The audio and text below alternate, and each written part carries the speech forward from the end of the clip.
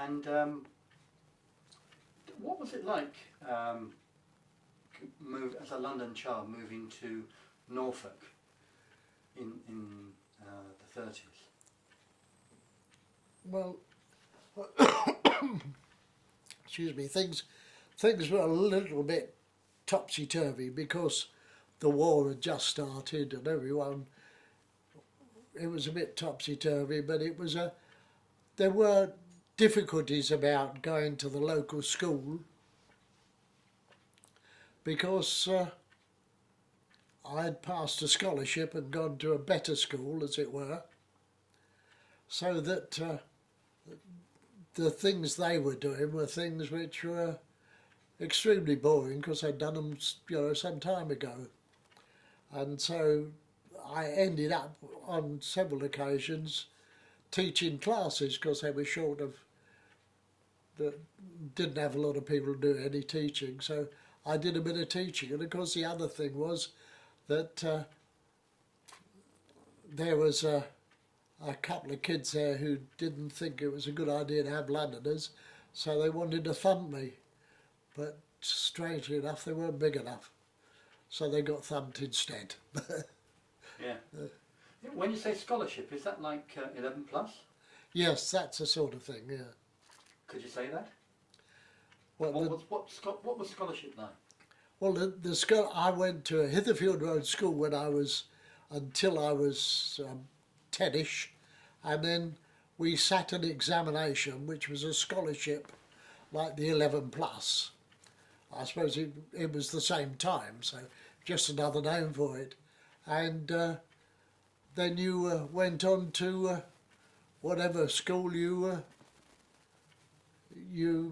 passed, what grade you passed in the scholarship.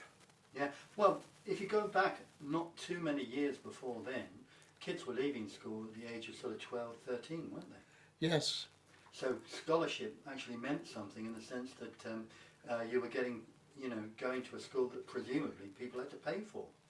Yes, but of course, in the end it didn't help me because going down to the country, they all left school at 14, and because there was a war on, and I'd got a job to go to, they let me leave school before I was 14. Yeah, well, they didn't all leave school at 14. There were a lot of them who went to Norwich or whatever. Oh yes, they said I could go to school in Norwich, but I think it was a 16-mile bike ride each way, so I didn't think that was a good idea, especially in the winter. Didn't your mum value education? Not much, no, she'd never had much, and I think it was financial, she was hoping that before too long I'd get a job and support myself. Yeah, well that's right. I'm sure it must have been dreadfully difficult for your mum managing on her own. Well, she got a 10 shillings 50p pension for herself per week, and a 5 shillings, that's 25p pension for me until I was 14. Yeah, that's probably family allowance, Dad. Well, no, you only got it if you were a widow. You didn't get it, other people didn't get it. Yeah, well, she probably got a military pension. No, she didn't, no.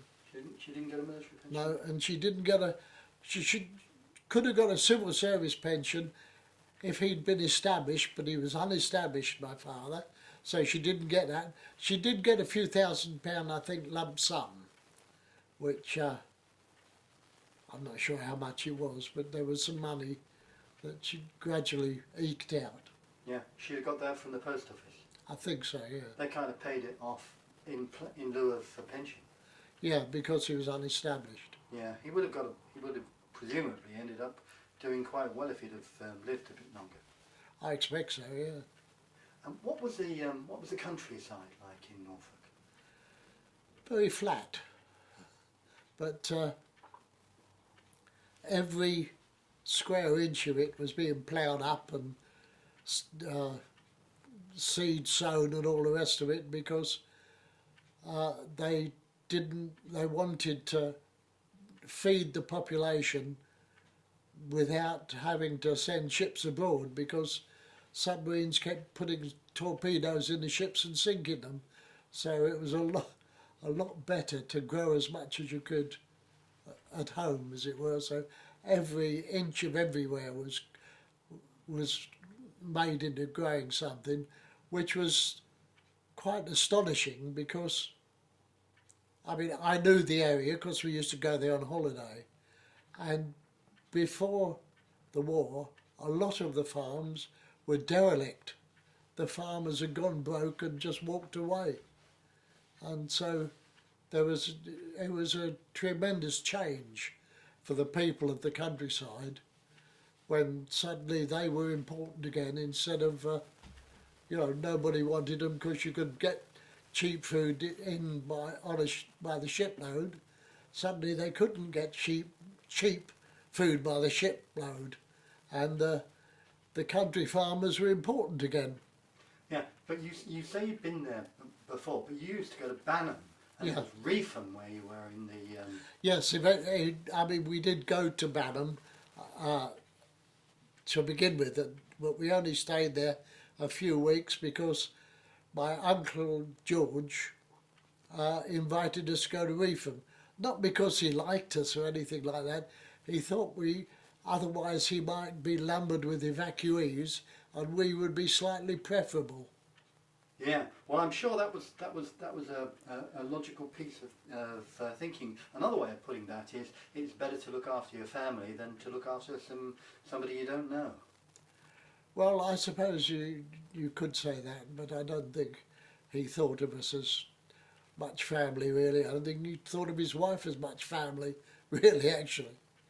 But he was a manager of a company and the chairman of magistrates and things like that. So I suppose it was good for him.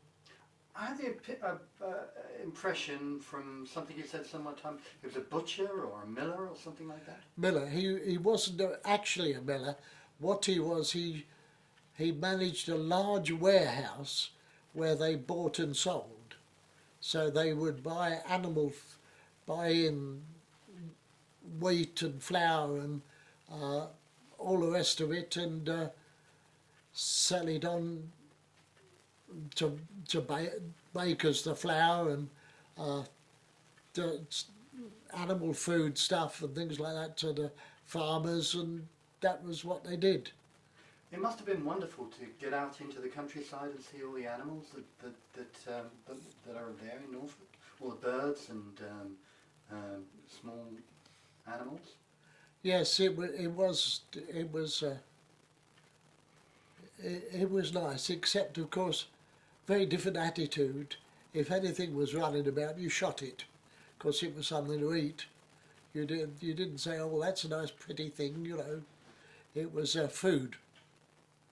In the country, they thought that the only animals worth having are ones that worked. Mm. Yeah, but they used to have a lot of birds in Norfolk, for example. They didn't shoot all the birds. No, there was a lot of birds, and not so much in Reefham, but particularly if you got down to the coast. It wasn't that far away, but the coast was, there was an awful lot of birds. The only thing I can remember of Reefham is the sort of the auctioneers and the second-hand bookshops and things like that. Yeah. Oh, what are you doing? Nearly lost my glasses. Yeah, yes, it wasn't like that when I lived there. It got like that later. It became a little more a visitors' town. But of course, during the war, it wasn't like that. It was the only visitors were troops, the odd Bren gun and carrier and things like that. Of course, your father had actually been sent to Norfolk to carry out, or maybe Suffolk, I'm not too sure, to carry out a training course in the First World War before he was sent across to France. Yes, well, he trained as a sniper.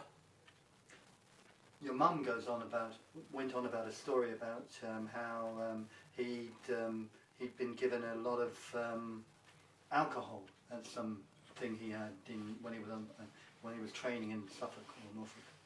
No, I don't remember. Don't remember that. Okay, well look, I'm going to stop this a minute.